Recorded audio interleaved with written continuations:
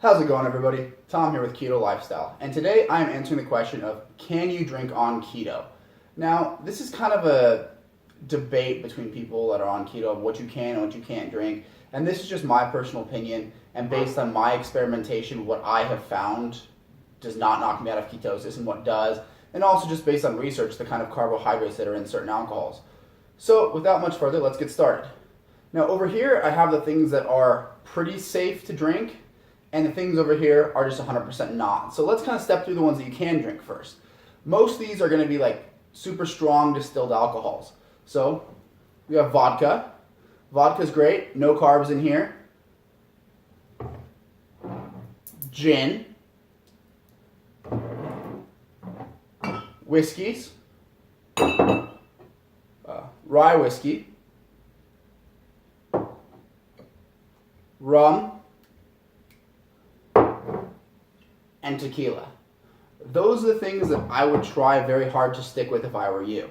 Red wine is okay. It's 4 to 5 carbs per 5-ounce pour. So depending on the wine, you might be okay with red wine. The thing to remember with all these things is you really have to watch the mixers as well. For example, I am a huge gin drinker. I love gin.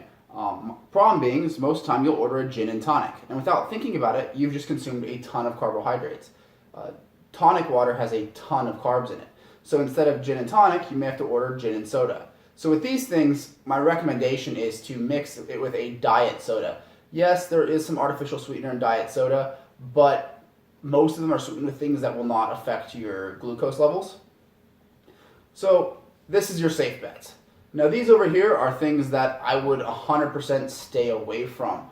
This Moscato being the least offensive of them all at like 12 carbs per 5-ounce pour. But basically anything sweetened you're going to have an issue with.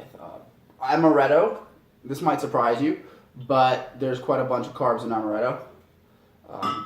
Soju is one that might surprise you as well. It's like a Korean version of sake in a way. This stuff, loaded with carbs.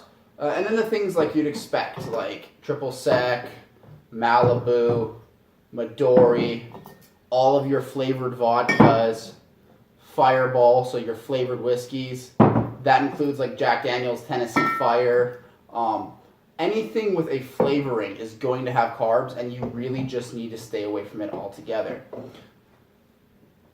Now, obviously, you don't see any beer on this table, and that's because there's only one beer that I found that is fairly keto friendly, and that would be Michelob Ultra, and that's about 2.7 carbs per can for the small cans, not like the tall boys. So be a little bit careful with beer. I would stay away from it altogether, but if you absolutely must have a beer, a Michelob Ultra is your best bet. Now, another thing that would fall into this safe category, and I just don't have any of on hand, they have these spiked sparkling waters that I've seen at the store. I think White Claw is the name of one of them, and I can't remember the other, but they're like sparkling grapefruit water that has like vodka in it. And if you look at those are 0 carb as well. So that might be a good option if you're not into hard alcohol. So to get a little bit more sciencey for you, alcohol won't mess with your ketones too awful much, and it certainly doesn't act as a carbohydrate. A lot of people think that alcohol breaks down as like a sugar in your system, and it kind of does, but it's processed a little bit differently. I've actually read a lot of reports of people being in a deeper state of ketosis after consuming alcohol. But as most of us are aware, there are 3 main macronutrients. There's protein, fats, and carbs. But what a lot of people don't tell you is there's a 4th one, which is alcohol. So we know that protein and carbs are 4 grams, or 4 calories per gram, and fats are 9 calories per gram, but alcohol is actually 7 calories per gram. So you do have to keep that in mind. The stronger stuff is going to have a lot higher alcohol, or a lot higher caloric content, and the calories from alcohol still count. That being said, it shouldn't spike your insulin. That's why diabetics, a lot of them that I know, drink vodka, because it is totally safe for them to do. And this isn't saying that you should go out every weekend or every night and drink a ton, because your body kind of will prefer the alcohol as a fuel source over the ketones. So you're actually not going to be generating or using any ketones while there is still alcohol in your system. So when you drink, you are kind of putting a pause on your ketosis, but it's not going to knock you out and store glycogen like eating carbohydrates would. And if you're wondering, yes, I do have a lot of booze. There's about 30 more bottles sitting over there on my bar, but I entertain a lot. So This stuff is in the house, but I do stay away from it. This is the stuff that I focus on. As I mentioned before, gin is my favorite, whiskey being next. And there is a bit of debate on whiskey, but everything that I've found through experimentation and on the internet kind of shows that whiskey is okay, but be careful with that one. Vodka I know is solid, tequila's good, rum's good, but there is some debate about whiskey. Again, I have never experienced a problem with it. I've checked my ketone levels before and after consuming it.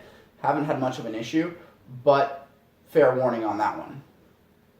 And as I mentioned earlier, wines. Now this is just one variety I have here, so check a little bit more carefully with wines because there could be a huge difference. You know, there's red wines that are sweetened with all sorts of other berries that could contain a lot more carbs. This one here, this Apothic Dark, I do know for a fact is either 4 or 5 carbs per 5 ounce pour, which isn't terrible, but that's why I kind of have it a little further on the inside of acceptable. So just be careful with wine. I mean, this bottle, if you drink the whole thing, is probably going to put you 25, 30 carbs. So that's not good. But it's a whole lot better than drinking something like this. It's going to have, 12 carbs per pour.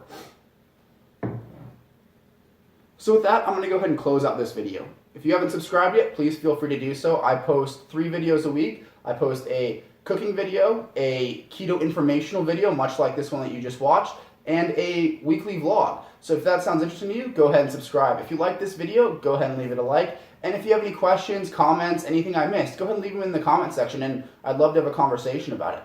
So you guys have a great day, and I will see you in the next one.